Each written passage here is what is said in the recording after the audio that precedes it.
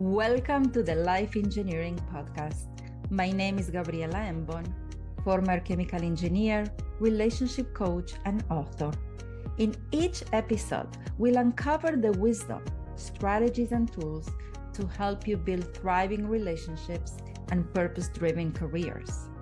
My wish is that something shared in this space touches your heart, brings clarity, or gently guides you toward what you need most in your life right now.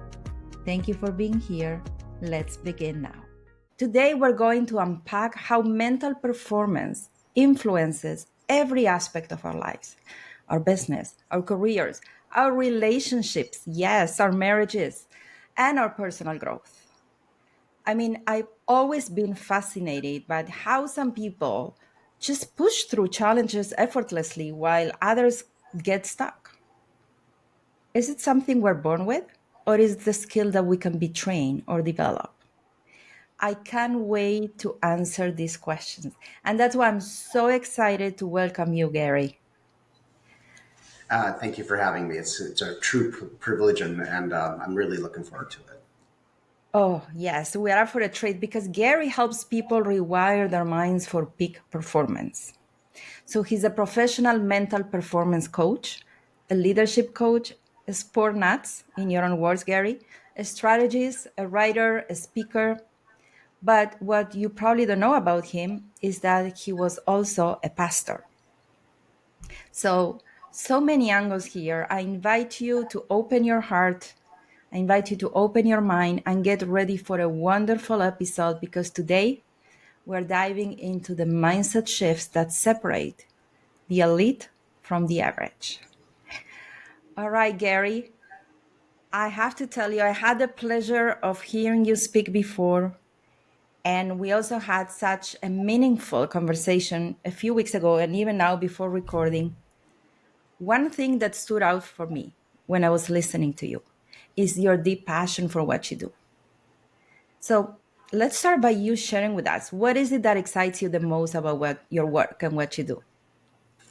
Well, it certainly is an interesting lifestyle, and I've adopted the coaching methodology for the last 30 years. I didn't know I was coaching before coaching was defined, and so it's. I love just bringing the best out of people, and I think people don't aim high enough. So oftentimes, I think of like a target, like a bullseye, and you shoot an arrow at the bullseye. But if that bullseye is far enough away, you have to aim higher to hit the bullseye. And I just don't think people aim high enough. They don't believe in themselves. They don't have the confidence necessary to withstand all the challenges of things that they go through. And so I think you really do need to aim higher in your life than what you're presently doing. And who knows, you might hit the target that you're really looking for. Yes, and I know that when we had our pre-call conversation, you talked about, wait a second, I have it written. You talked about having a game plan. What is that? Yeah. So there's a something that I have called the Playbook for the Mind. It's what I teach professional athletes. And then I found out that a lot of business people were really interested in that as well, because there's probably about 80% crossover between what it takes to be elite in sports as what it takes to be in business. It takes resilience. It takes emotional regulation. It takes, how to deal with failure. It takes all of those things. The same thing that an athlete goes through, a business owner goes through as well.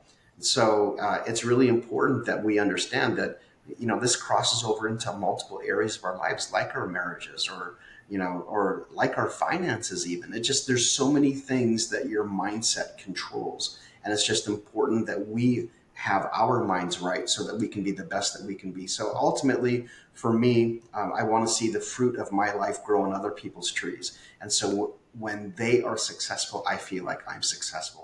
And I want to be successful, so I try exceedingly hard to make my clients successful. And so when I see an athlete or when I see a business person succeeding, I had a story about one of my clients who paid me $100,000 to have access to me for an entire year. And it was interesting. When I was working and doing a coaching session with him in Las Vegas, and he had a glass wall, and so I was doing this coaching session, and he asked me to leave the room for a moment, just unexpectedly. And so I walked out of the room, And he was on his phone for about 10 minutes and on his computer for about 10 minutes. And then he waved me back in and he said, "You just made me $1.2 million." And I was like, what are you talking about? Like, how could I have made you $1.2 million in a 10-minute conversation? And he said, "I just put into practice what you told me to do. And you made me one point." He says, "You are a great deal at $100,000. He goes, "I'll take that trade off any day of the year." And so when we see our clients succeed and do well, then it makes me so happy, and it's a very fulfilling life. Oh, I can so relate to that. In fact, I can relate many things we have spoken about and we're talking about today, but that one hits hard because nothing beats the feeling when you see your client having a breakthrough or actually implementing Mm-hmm. what you were working with them right away, because now you know they have embodied it, right? When it goes from the mind to the implementation, you know they have embodied it. Yeah. Absolutely. And of course, I'm extremely passionate about working with couples and helping couples become a power couple. So we're going to dive into how do we implement mental strength in relationships. But before we get into the relationship topic, I want to start with a much more basic question for our listeners to get things in the proper order.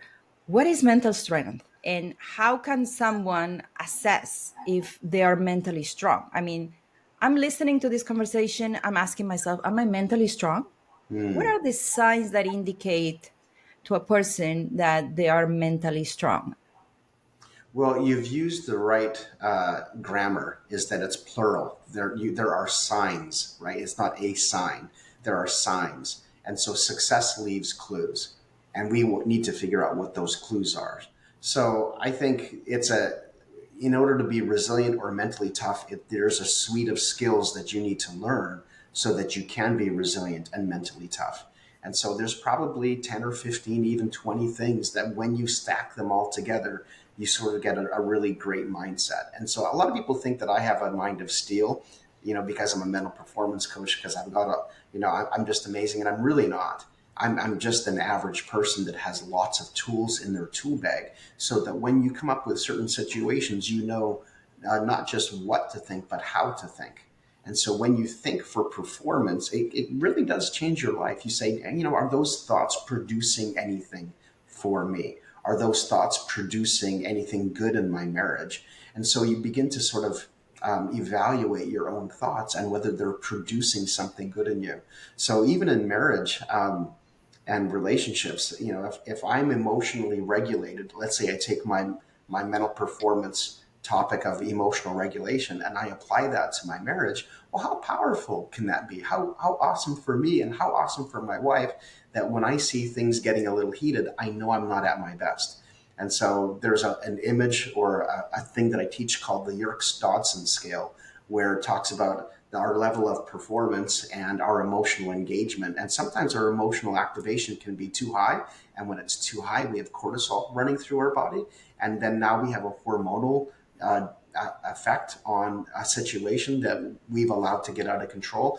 And so you're in fight or flight mode. And so you're just not at your best when you're overactivated emotionally. And likewise, you can be underactivated. And we see this in sports all the time where a team isn't doing very well. And you say to yourself, well, why are they sleeping? They should wake up. Well, they need to up their activation. And so I think somewhere in the middle between 4 and 6 is peak activation. And so for us to be in our peak performance zone, even in our conversations with our spouse or loved ones or significant others, we want to be our best for each other.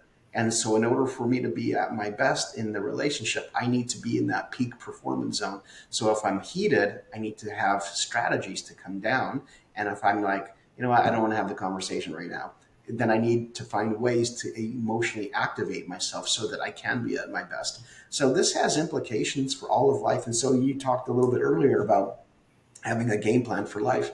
And that's exactly what I do. So I have a playbook for the mind. I have like 10 or 12 sessions for the mind. But then what if you want to live a high performance life?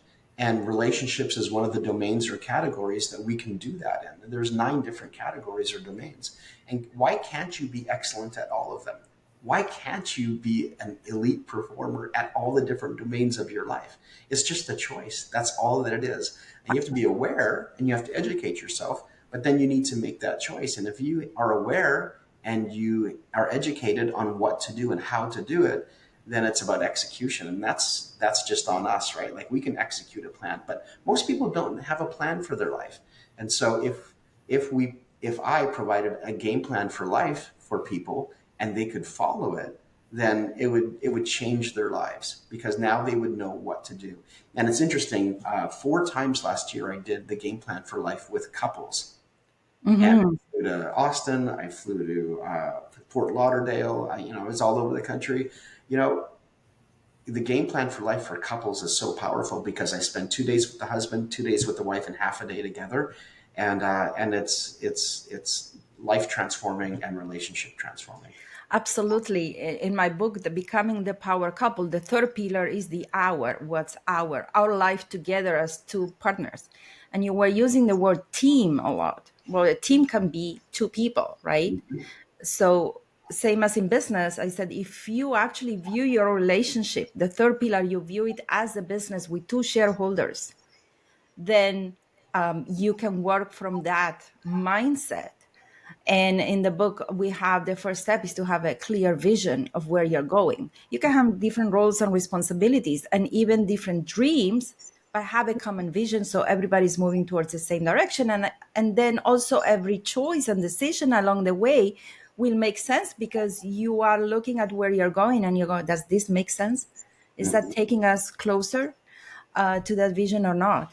So I so relate to what you're talking about. And sometimes we see in couples that they are at top performance, top of their game at work or in their business, and then they come home and they feel like, here I don't need to have any of these Yeah, self-regulation, any of the skills. And I'm like, no, actually in your home is where it should start. It's like exactly. when people at home look very sloppy and then they wear their best to go outside. Well, wait a second, the most important person in your life is your spouse. Yeah, This I is think your home. exactly. I mean, how often do you and I hear that, a person's home life affects their business? Of Oh, course it does. For an athlete, when they're not doing well off of the playing surface, off of the turf or off of the ice or whatever it is, then, if things aren't going well in their marriage or their life or whatever, it's not going well on the field either. Like it's just absolutely. there's a one-to-one correlation here. And so domain management is like what I call it. You need to manage the different domains of your life so that you can perform at a high level when you are on the playing surface. Totally agree with that. Totally agree with that. In fact, we've seen that a lot working with couples that the moment they start putting the attention and the effort in up leveling the relationship without doing any effort on the business takes off. It's Yep, just agree. incredible. Yeah, absolutely. Yeah, I love it. That teamwork, that camaraderie, that alignment is crucial. When you feel like you're supported and loved, by your spouse. I've done a lot of premarital counseling, a lot of counseling in my life, and literally thousands of couples, and I've come down and narrowed it down to three things. Like marriage is like, if I was to say like, what's marriage about? Like I would say it this way. Number one, your marriage or your significant relationship is a castle, right? You got to protect it. You got to like it's going to get arrows shot at it, and even by friendly fire. Like you'll have parents, in-laws, friends, Oh stress, yeah, environment. finance. Like you get arrows and you get cannonballs shot at the castle, and you have to protect the castle. And the worst thing in the world is if you lay down the drawbridge for the enemy to come in. Don't be stupid. Don't do things that are going to compromise your marriage, right? So that's the one. Marriage is a castle. Number two, marriage is a bank account. You got to make deposits, and because you are going to take withdrawals in there, it's Oh, I just love this. inevitable that there are going to be withdrawals. And a lot of times, couples will come see me and they don't have any money left in the account. There's nothing there because they haven't made those investments and those deposits. So sometimes you need to make a big deposit, which is maybe taking a family vacation or just going away with your significant other. And other times you make small deposits, a note on the refrigerator or something like that, these small things. So you just have to really make sure that you are investing in the account. And then finally, number three, it's just funny. It's just my own experience. I could be wrong, but I just find that that when I try to play mental coach or counselor or psychologist or something to my spouse, it doesn't work very well. It just doesn't work. So what I've learned is to grab a pair of pom poms and cheerlead my spouse. And when I take that role of cheerleading, I just things go so much better. So if she says, Gary, I want to take, a basket weaving class. I'm like, Molly, that is so awesome. That is so cool. You should totally go for it. And then she's surprised, like I'm so excited about her taking this basket weaving class, which I'm not. However, but if I say, you know what, I think, sweetie, you should do what makes you happy. I think that's awesome.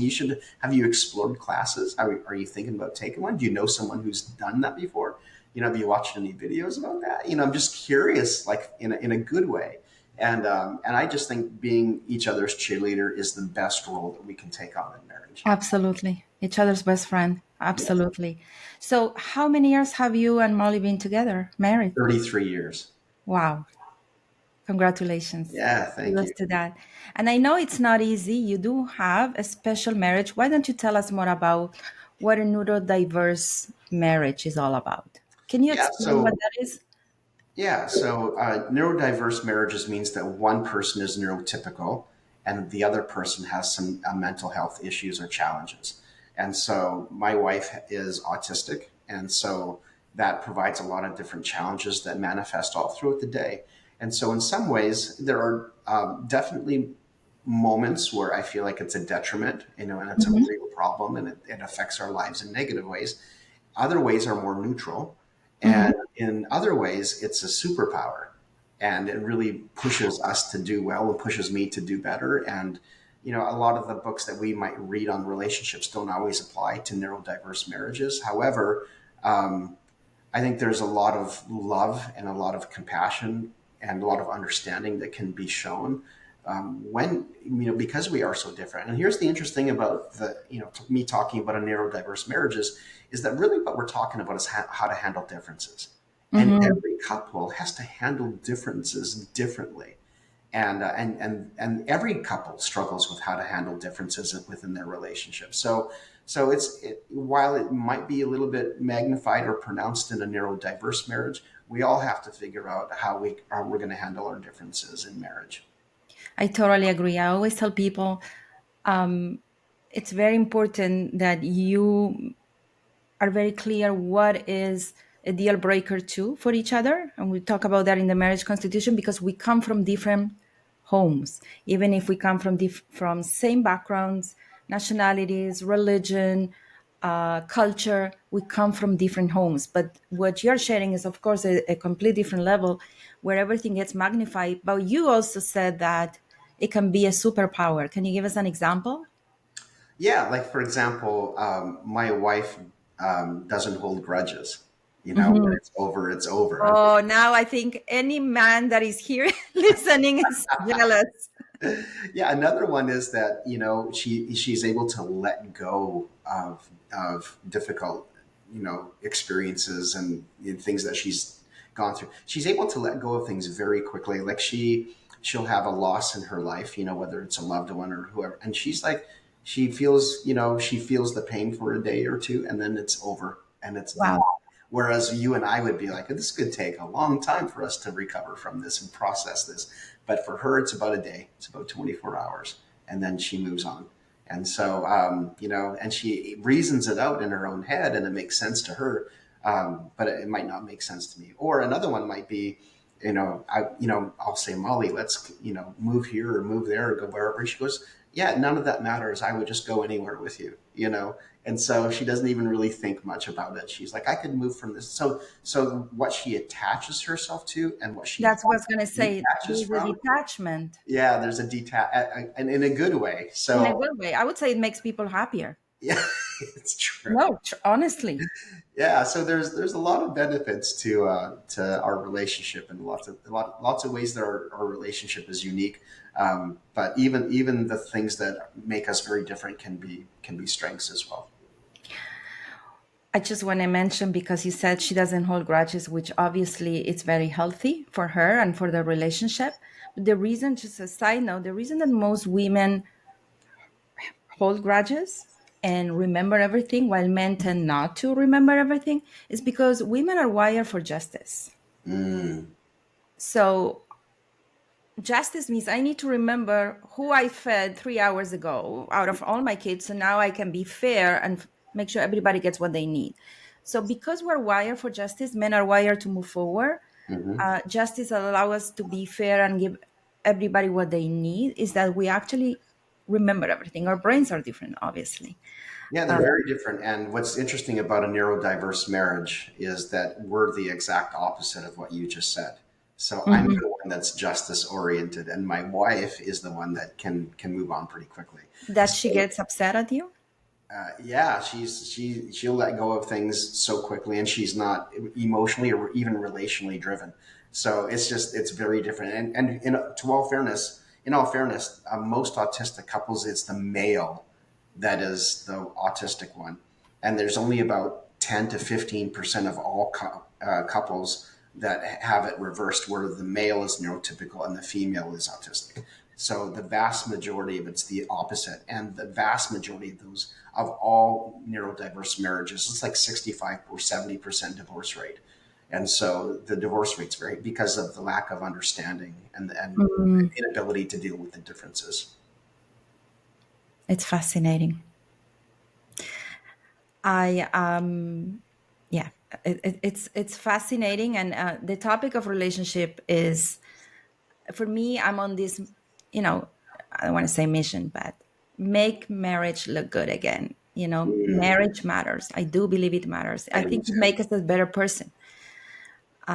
But I want to switch to something else because I read in your website something that if any of my students are listening, they can attest how important this is to me.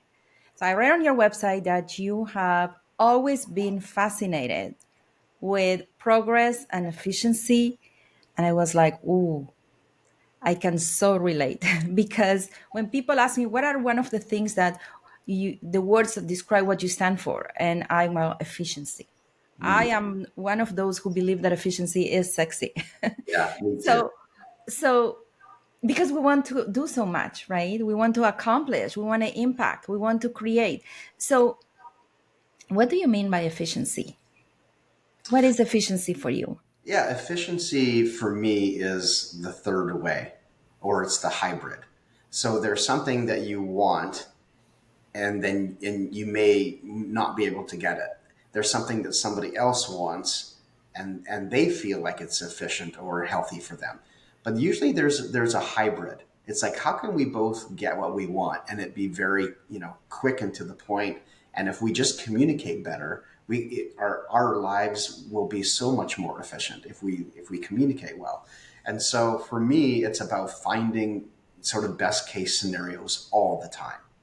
And so whenever I'm doing things, I'm always thinking, is there a better way to do this? Even with tech, tech is so crazy right now. It's insane. And even with tech, it's like, well, is there a better way? Well, yeah, there's Chat GPT, and there's, now there's Deep Search or whatever it's called. And it's like, or Deep Seek. And it's just like, man, are there more efficient ways to do things? And typically there are.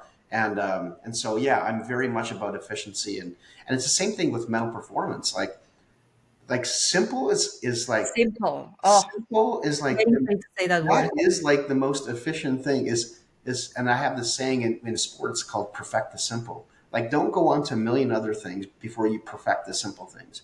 And so and it's like the idea of making things more complex. And if you were on my website, you saw an article about illusion of choice. Like, we just give ourselves too many choices. It's too complicated. And when your thoughts are like calories, if you have too many calories, you get slow and lethargic. If you have too many thoughts, then it slows you down. And so you have to literally train yourself to limit the amount of thoughts that you have so that you can be powerful and productive and efficient.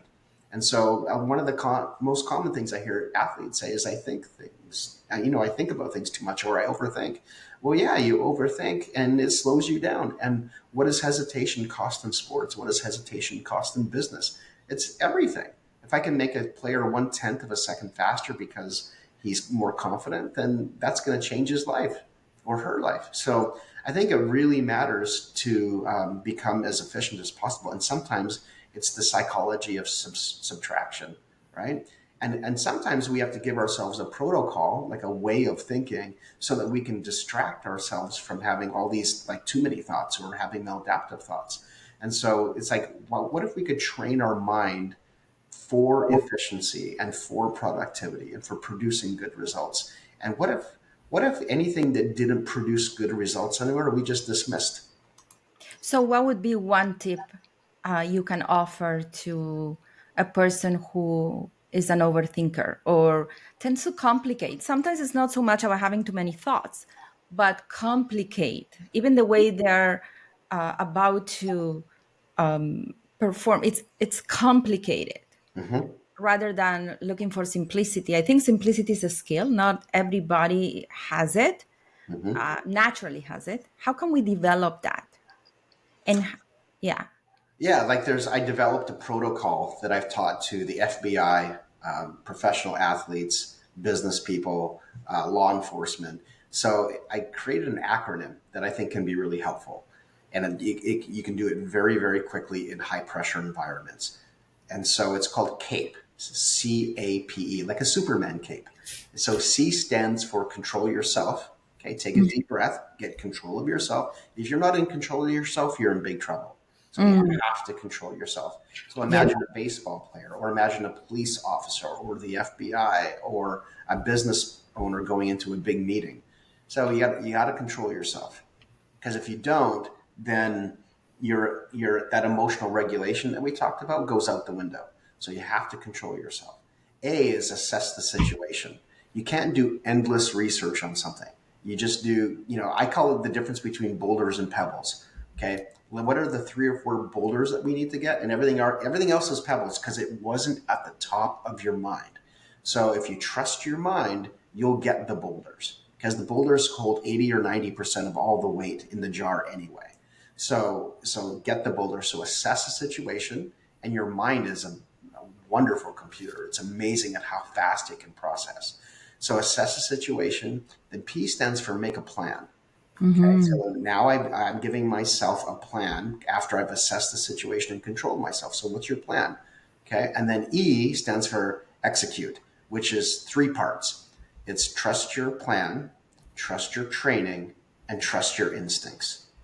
Mm. And that allows you to play really freely if you trust your training, trust your plan, and trust your instincts. And now, I mean, even in business, you can see how, if you're going into a big meeting, I got to control myself. I got to assess the situation. I need to make a plan, and I need to trust my training, plan, and instincts. And that actually distracts you from thinking about what went wrong the last time you had a conversation. It distracts you from thinking about how you're a failure and it's probably not going to go well. You're distracting yourself how much you dislike this person. You're distracted. So it's you're on a different train of thought rather than saying, well, I'm not sure how I'm going to do it. I hope it goes well. Like, and you have just these flood of thoughts that come into your mind. But if you train yourself with a protocol, you'll put yourself in the best position to succeed. So I have a question for you. Mm-hmm. You were a pastor. Can we add to your CAPE model? Pray. Of course we can. I love that. Yeah. So C is control yourself, and maybe there's some prayer involved with that, right? In meditation. So yeah, it's control myself, and all I can do is control myself. I can't control an outcome. Okay, God, that's in your hands, right? I can't. I love that you said. Yeah, yeah. Last That's time I was giving a training and I said, just pay attention how you pray. Are you asking God to take away your challenge? That's not the kind of prayer we're looking for. Ask for strength. Ask for the strength and the means to resolve it and go over what you need to go over mm-hmm. and go through so you can Exactly. break through. Exactly. Like for example, if you were God and you were going to create the perfect human, and you said, "Well, I'm going to create a really resilient human." Would you put them in a lot of easy situations, or would you put them in a lot of hard situations where they needed to overcome? If you wanted to create a really patient person, would you put them in all sorts of situations that didn't require patience, or would you put them in situations that required a lot of patience? And Absolutely. and so yeah, that's a lot of the situations. I call them classrooms. Like God puts us in all types of classrooms, and our job is to pass the class. And we don't always get to choose the courses, that we take for our degree, but we got to take them. And so for whatever reason, reasons only known to God, sometimes he puts us through those classes. So for example, my son said to me, Dad, if you were like doing mental performance for the last 28 years, how famous and big could you have been? I'm like, yeah, maybe. I don't know. Like maybe I had to go through these classrooms to be who I am today and do what I do. And so, I'm not going to look back and second guess that. And I'm just going to trust that I am right where I am. So yeah, I think the prayer piece can fit in. Okay, assess the situation. God, give me wisdom and discernment. P is make a plan. Okay, it's not my wills, but yours be done. The Bible says that the many are the plans in the heart of a man or a woman, but it's God who gives the direction. And E is execute. And God says, you can do nothing without me. You need my help. And so I like to say, I want to pray like it depends on God and work like it depends on me. So it's a perfect combination. So yeah, Oh, I think can there's, you repeat that? Because I want to write that now. yeah, it's like like pray like it depends on God and work like it depends on me. What you just said can bring me to tears, because I not only I like to believe that I live by that or try to live by that. It's also what how I approach every topic that I'm teaching, whether it's I'm Mm. working with couples or teaching the coaches.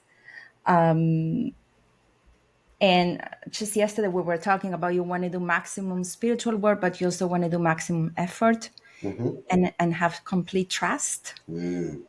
and pray. I So love that. Yeah, I have a saying in my life, and that is that if I am fully devoted to serving God, what could go wrong? If I'm fully committed, fully devoted, what could go wrong? Another way I like to say it, if I'm fully surrendered, what could go wrong? And you might say, well, a lot of bad things can happen in life. Yeah, they can, but nothing that God doesn't see or approve of in my life first. And really, for me personally, I think if I'm fully surrendered, whatever happens to me is a it's part of good. God's plan for my life. And whether it's hardship or challenges or whether it's good things, it makes little difference to me, because all I'm supposed to worry about is me and making sure that I'm fully committed, devoted, and surrendered. So I have a lot of trust that every day I wake up, I'm right where I'm supposed to be. That's right. I was mentioned, first you need to agree to then understand it. Most Mm. people want to first understand to then agree to what's going on. No, first Mm. agree that whatever is going on is good for your goodness, and then nothing that is in your life, it's you are not able to resolve. You are not giving any challenges you cannot resolve. If you were given that challenge, it's because you can. If you feel you can, pray for strength. Yeah, Pray for strength. Oh, I love that. yeah, I love Absolutely love that. I could talk to you for hours, but we're going to start to wrap up here this incredible and interesting conversation. And you know, I have a question for you, going back to you as a child.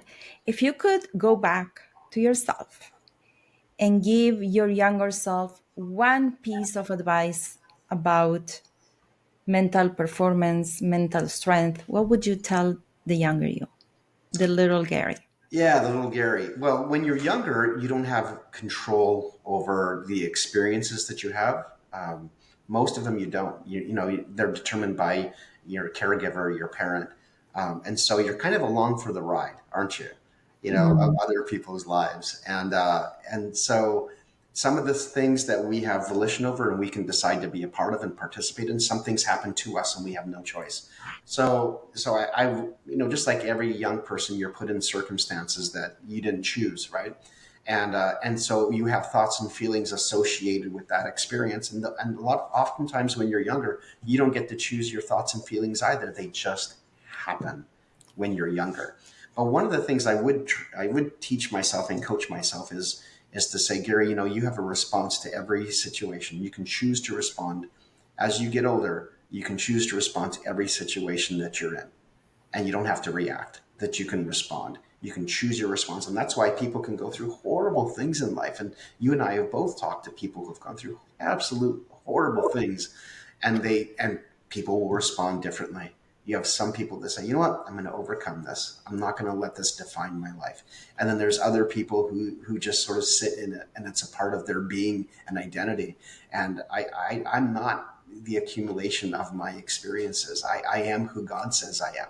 And that's my identity. And so that gives me the strength and power to overcome. So I think if I could coach myself when I was younger, I would make sure that I knew that I had far more control over my response than I thought that I did. And when you get to choose your response, that lays a very strong foundation for your life, because if you don't feel like you can respond to things, then you feel helpless. Okay. That's a victim.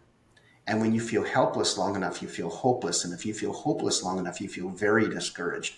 And if you feel very discouraged long enough, you feel depressed. And if you feel depressed long enough, you feel suicidal, because you get numb. And that's when people who go through that either the pain is so acute or they feel numb.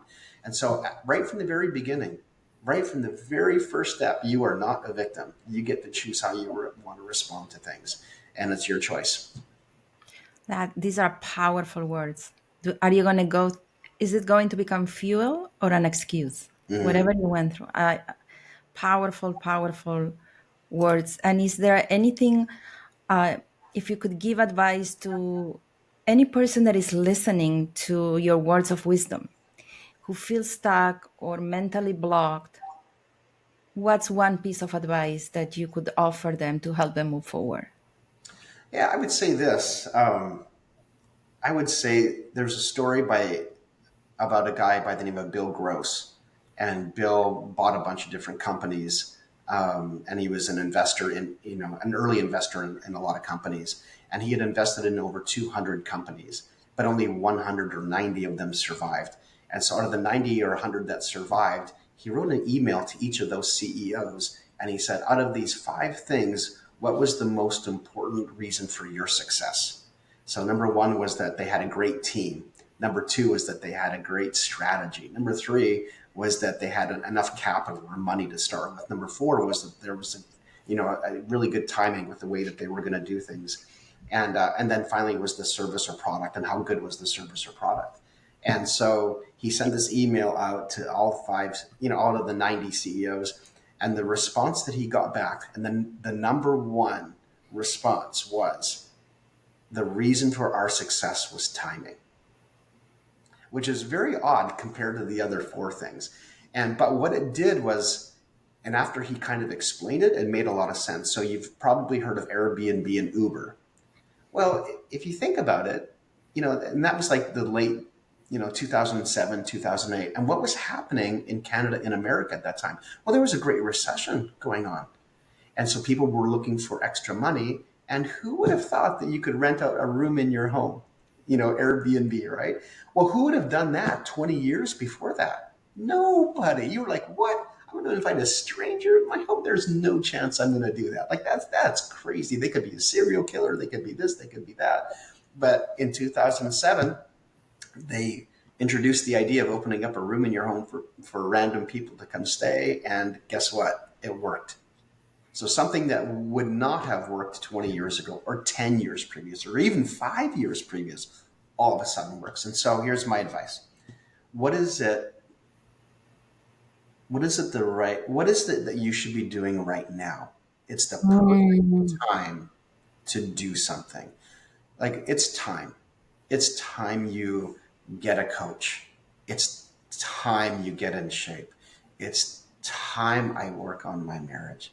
And it's time I have a crucial conversation. It's time that I get right with God.